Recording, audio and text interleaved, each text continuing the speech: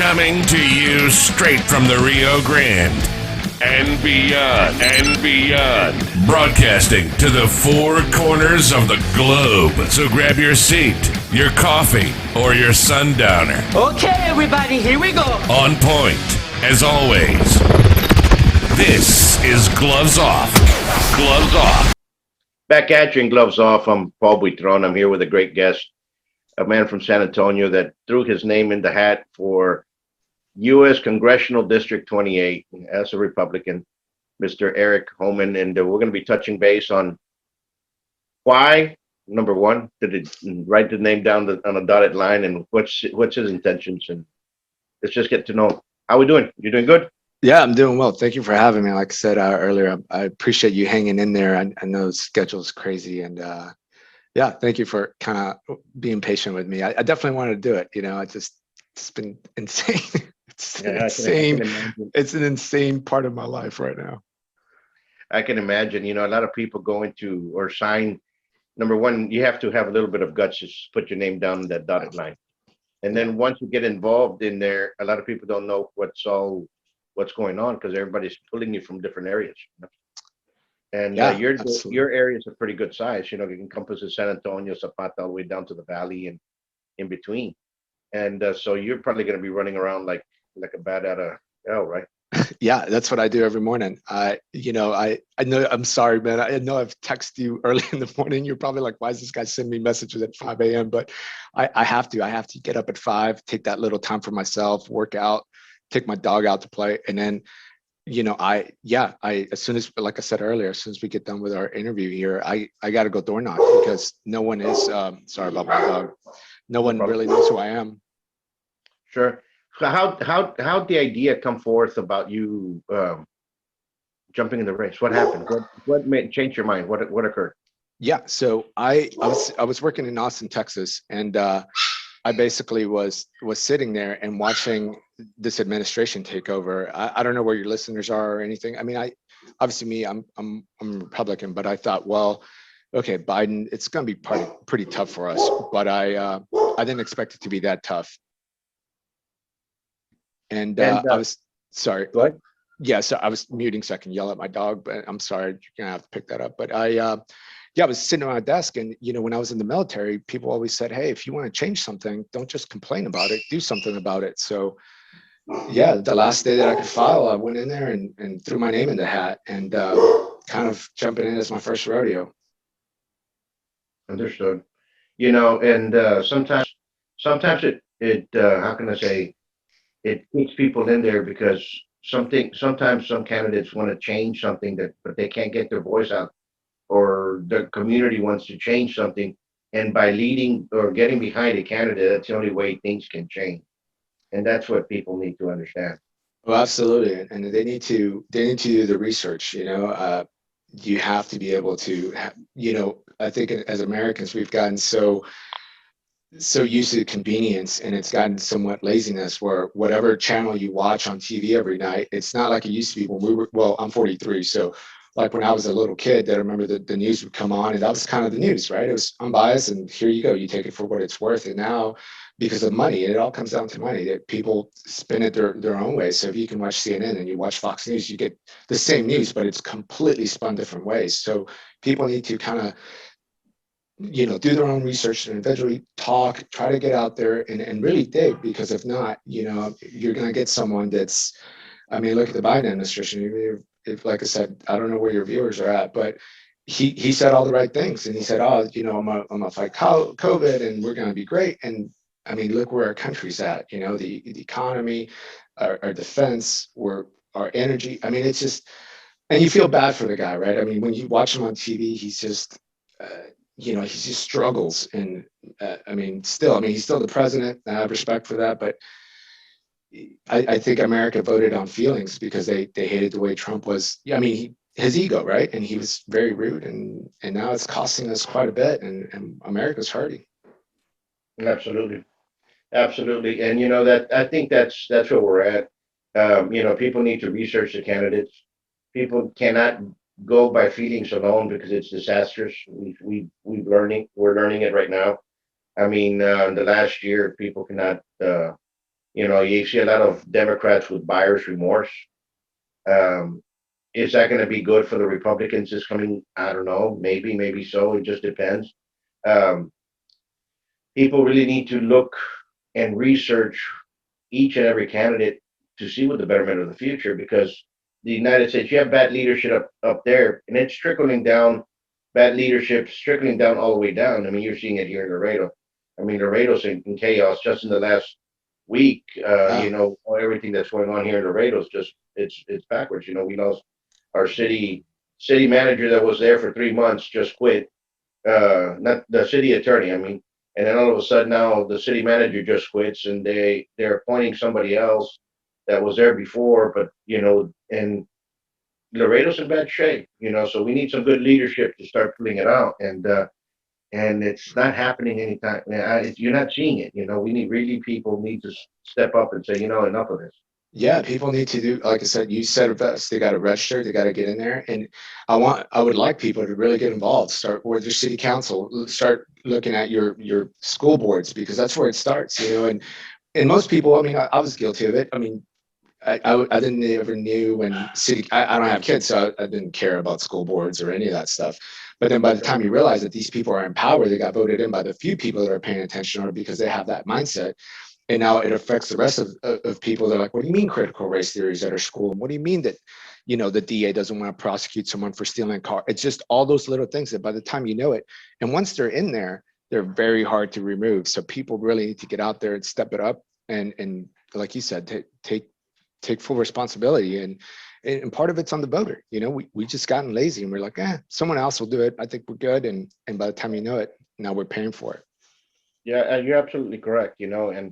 And I had a long conversation, on the Republican side with a Republican, and he said, "Yeah, but the reason we don't vote here in Webb County is because there's no Republicans, so there's not good candidates. So we just vote straight ticket." And I go, "Your straight ticket has cost the best that we're in. You should have just said, like, when in Rome, you do as the Romans." What I'm saying is, there's a lot of good people that were running, good conservatives that were running, and because everything's on the Democrat wing side over here, that doesn't mean we couldn't have elected a good conservative to balance out what's going on in there, instead of having the fiascos that we have everywhere now that are showing up, and we're biting the residual effects because people wanted to go to a how can I say, to a not a campaign, convention, because they're if they vote Democrat, then they can't go to the convention. But yet you shot us down 4 years, 8 years, 12 years, 20 years for doing this bad habits. Look at the mess that we're in now. Yeah. Understand what I'm saying? Oh, absolutely. People need to vote for the actual person and what they're bringing, and have to go listen to them speak and research them, because if not, yeah, if you vote straight ticket, you got some Looney Tunes in there that, I mean, the biggest thing is socialism. I mean, I could see if someone just thought of socialism yesterday and they're like, hey, this sounds like a good idea. Maybe we do this. But you have socialism, you have examples over history, and it never works. And I still don't understand why some of these younger people, even like Bernie Sanders, is like, oh, we should go to a socialist movement. It won't affect him because he's a billionaire, so he doesn't care. But the rest of us that have to work every day, it's just like, how do you want America to become Cuba or Venezuela? Like, how do you not go? I mean, and now we have the power of the internet. Google it and look at how people are eating rats and dogs and stuff over there because they just can't afford anything. And it just, I don't know how people continue to push socialism in America. And, obviously, like I said, I was born in Mexico. We left it because it wasn't the greatest place. We have our share of problems, 100%. But compared to the rest of the world, America's awesome. And that's why so many people continue to flood in here, but, we got to secure that border too. You can't just have a free for all, because again, we're going to lose it to these Looney Tunes. And there's a lot of Looney Tunes. You're exactly right. And they're all over the place. And I blame the establishments that are going in there, because they did not allow good candidates to be voted in by their, how can you say, by their party, because of those set rules. And I think we have to change all that stuff, and now you have a lot many you have a lot more Democrats, and I'm gonna look at Webb County. You have a lot more Republicans than Democrats running for office. You're seeing a lot more of it in there, but the grassroots has already been taken away a long time ago. I mean, they're deeply embedded inside. It's kind of like you really have to do some deep root cleaning, root plowing the whole thing to change the whole spectrum of it, because Yeah. what we have in there and what we have here, you're not, how can you beat them? They Yeah. every public office, it's from somebody that's from the left. Yeah, and even on, I mean, You're you like, have to. Some of these people are super wealthy that are running. It just makes it hard for the average person to run. Because then you're just like, man, I need all this money just to even compete, and that's my thing too. That's why every day I'm door knocking. I was in Laredo on Saturday, then New Braunfels, northernmost part of my district, and I just have to get out there because I can't compete with some of the other candidates around this ticket because they're millionaires, and obviously I don't have that, but I'm a hard worker, and I guarantee you they're not going to outwork me. So yeah, people need to just get out there and really get involved, man. I mean, this affects your life for at least 2 years, so you got to get involved. absolutely. Tell me, whatever, if somebody wants to get a hold of you in your campaign, where can they call? Sure. It's erichohman.com, EricHohman.com. That's probably the easiest way. We have, you trying to get a hold of me was difficult. So, or Facebook, you go to erichohmanforcongress.com. And I do truly try to, because I think as a politician or someone that's running for office, especially in this district with a friction point, such a grave and dangerous point right now, you got to have a guy that says, okay, I can give you guys promises all day long, say, oh, I'm going to be the greatest politician ever and blah, blah, blah. But I need to get down there to the people and say, okay, what do you guys need? Where do you see your biggest hurdles, right? Because down in Laredo is going to be completely different from the Braunfels area. So you have to be able, and then I have to be able to take all that data and represent what's best for the entire district. So yeah, that's probably the best way. I do try to answer people back, or if they comment on Facebook, regardless, I try to get in there and say thank you, or just to let them know that I'm watching, right? Because I mean, when I was a regular person not running for office, I would want a politician to be like, okay, hey, I saw your message, and then you got people that ask you the craziest things, right? Or stuff that you're just like, I can't answer this. Like, what are you talking about? I'm not God. So yeah. Absolutely. Absolutely. What are your next events that you have for people to go meet you?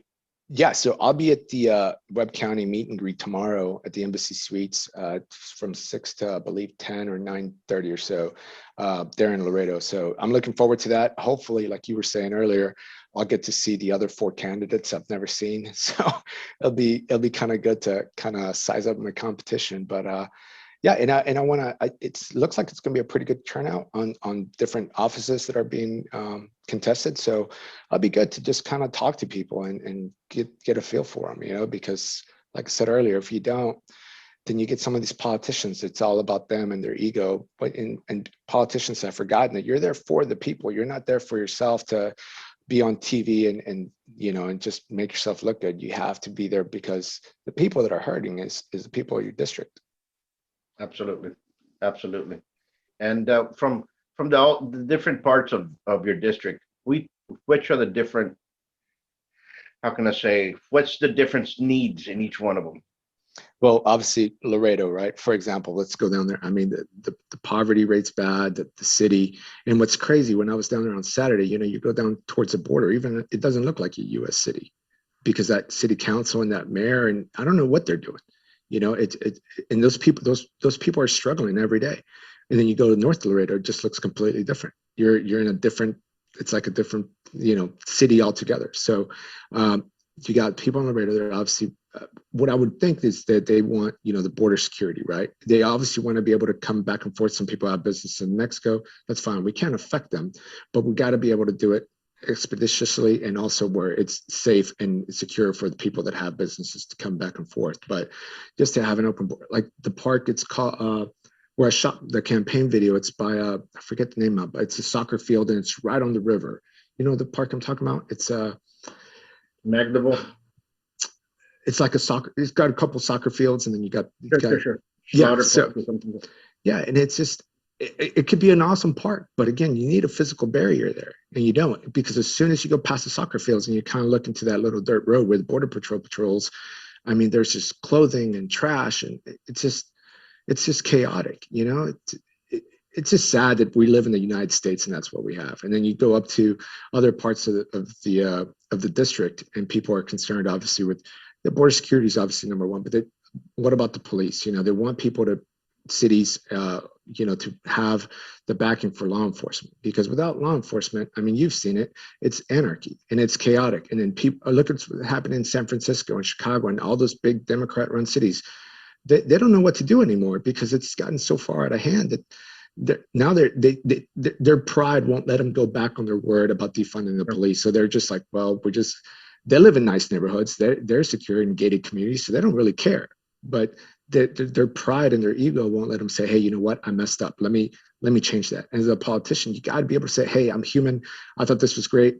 We messed it up, but let's reverse it. And people might, obviously look down upon you because you said, hey, I'm going to do this. But would you rather just continue to live in that error that you committed, or say, hey, you know what? I definitely messed up. Let me fix it. Politicians need to take accountability, and they don't. It's all about who they pass the buck and they blame it. And when I get to DC, man, I'm gonna hold those guys responsible on both sides. You have to. You're absolutely correct. And what you said about Laredo, it's the truth. Yeah. And I don't know what the city council here is doing right now. The mayor's lost it. And now it's sad. It's sad. It's a sad. It's sad day of events for Laredo.